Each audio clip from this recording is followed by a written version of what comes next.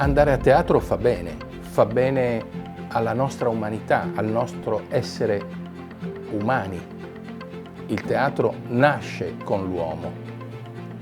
Il teatro, la danza, la musica sono forme di comunicazione.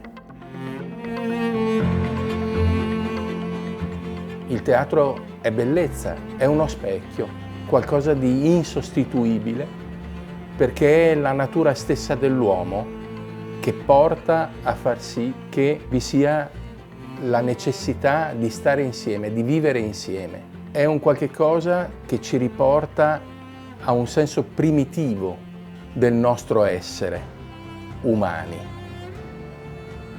Ritroviamoci ancora, non perdiamo questa pregiata abitudine che è nettare per la nostra sensibilità. Andiamo a teatro. Noi, i nostri figli, perché è ciò che ci rende umani. Buona giornata mondiale del teatro.